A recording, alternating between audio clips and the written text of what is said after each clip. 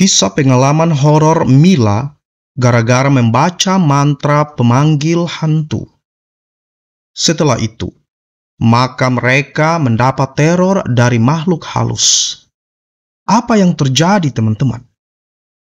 Mila bersama suaminya menempati bekas rumah nenek yang baru saja meninggal. Hingga Mila banyak seorang putri, tak banyak hal yang terjadi. Teman-teman, cerita kali ini adalah merupakan kisah nyata tentang pengalaman horor Mila gara-gara membaca mantra memanggil hantu. Maka ini yang terjadi. Kisah ini kakak kutip dari harianmerapi.com. Semoga teman-teman suka dengan ceritanya dan sudi serta ikhlas membantu untuk mengembangkan channel ini agar mampu berkembang lebih baik, lebih maju, lebih bermanfaat, menghibur serta mengedukasi kita semua dengan men-like, men-subscribe, dan men-share video maupun channel Kakak Jo melalui media sosial teman-teman. Semoga Tuhan Yang Maha Kuasa, Allah Subhanahu wa Ta'ala, membalas seluruh kebaikan dan keikhlasan teman-teman semua. Kita langsung ke ceritanya, teman-teman.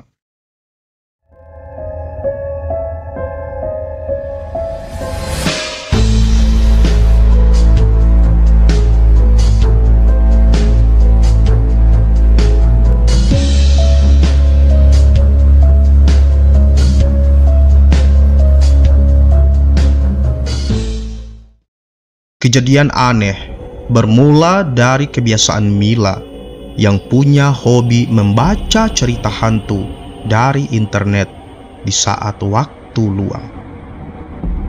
Suatu hari, suaminya tertawa-tertawa dengan HP milik Mila di tangannya. Dia menunjukkan halaman browser, cara memanggil hantu lengkap dengan mantra yang berbahasa Sunda. Mila pun penasaran dan mencoba mengartikannya, teman-teman. Namun, tidak semua kata bisa ia terjemahkan karena mantra itu menggunakan bahasa Sunda kuno. Namun, teman-teman, ada beberapa kata yang bisa ditangkap, yaitu menyerahkan jiwa. Selang beberapa menit, saat mereka sedang berbincang, tiba-tiba pintu gudang terbuka dan terbanting dengan sendirinya. Mereka sangat terkejut, pasalnya posisi mereka duduk tepat di depan pintu itu. Mereka seketika diam dan saling bertatapan. Tepat pukul 12 malam, Mila terbangun karena kaget. Putrinya yang baru berusia 8 bulan tiba-tiba menangis dengan keras. Segala cara sudah dilakukan untuk menenangkan anak mereka itu, teman-teman. Tapi dia masih saja menangis dan tangisannya semakin keras. Ditambah seolah-olah ada orang yang sedang berlari-lari, menggaruk-menggaruk, dan batu yang menggelundung dari atap rumah yang terbuat dari seng. Setengah jam berlalu, teman-teman.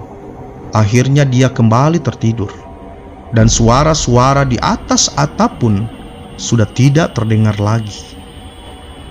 Hingga keesokan hari, tepat pukul 12 malam, hal itu pun terjadi lagi. Bayi Mila menangis dengan keras, diikuti suara berisik dari atap rumahnya. Dan terus terulang, hingga hari ketiga di saat subuh, suami Mila mengigau lalu menjerit-menjerit.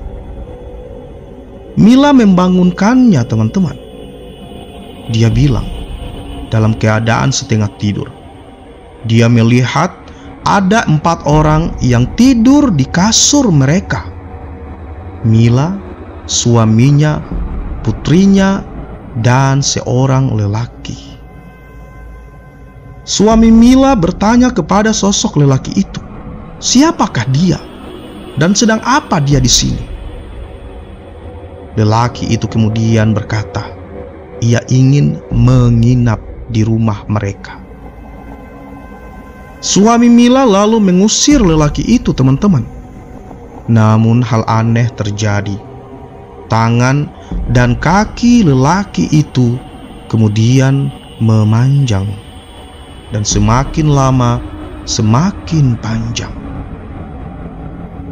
Suaminya terus mengusir lelaki itu, namun sosok itu berkata tidak mau pergi, malah mencekik dan hendak membawa putri mereka. Di saat itulah dia berteriak-teriak untuk melepaskan diri, lalu dia kemudian terbangun.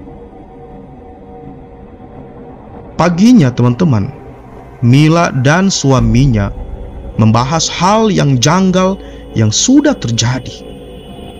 Semua berawal setelah mereka tidak sengaja membaca mantra itu. Astaga, mereka ingat menyerahkan jiwa. Karena takut hal itu terus terjadi, teman-teman, dan berdampak buruk pada putri mereka, diputuskan untuk memanggil seorang nenek tukang pijat bayi dekat rumah mereka,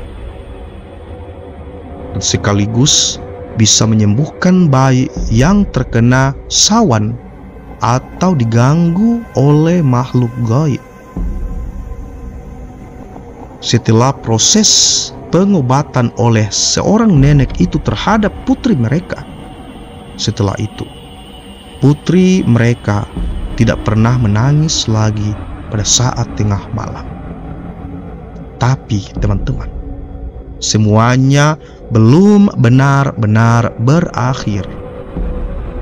Di atap rumah mereka terkadang masih terdengar sesuatu yang menggaruk-garuk atap rumah. Seolah-olah sesuatu itu marah karena tidak bisa masuk ke dalam rumah, lalu membawa putri mereka. Sampai dengan kisah ini dimuat dalam harian Merapi.com, kita tidak tahu apa yang terjadi dan berlaku pada kehidupan Mila dan keluarganya. Semoga saja mereka mendapatkan jalan keluar atas permasalahan gaib yang menimpa mereka.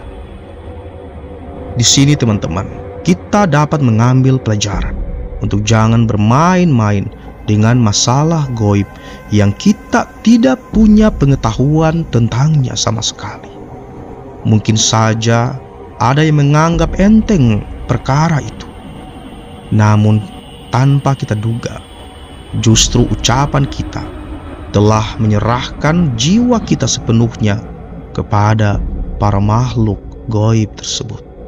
Semoga Allah Subhanahu wa Ta'ala senantiasa melindungi jiwa dan raga kita dari semua pengaruh buruk jin dan syaitan, dan kita senantiasa diberikan perlindungan dalam keadaan apapun, dalam situasi apapun. Semoga hal ini menjadi pelajaran bagi kita untuk tetap memperhatikan segala adab dalam hidup, karena sesungguhnya kehidupan kita sedang berdampingan dengan makhluk, dengan alam yang lain, dengan dimensi kita manusia. Demikian teman-teman, sebuah kisah nyata yang kakak kutip dari harian Merapi.com yang berjudul Pengalaman Horor Mila. Gara-gara membaca mantra memanggil hantu, maka ini yang terjadi. Semoga teman-teman suka dengan kisah ini dan bersedia men-like video ini, serta ikhlas untuk terus memberikan dukungan terhadap pengembangan channel ini dengan men-subscribe dan men-share atau membagi video maupun channel Kakak Jo melalui media sosial, teman-teman. Demikian yang dapat Kakak Jo bagi pada malam hari ini, teman-teman, dan insya Allah kita akan ketemu di lain waktu. Kakak Jo akhiri. Assalamualaikum warahmatullahi wabarakatuh.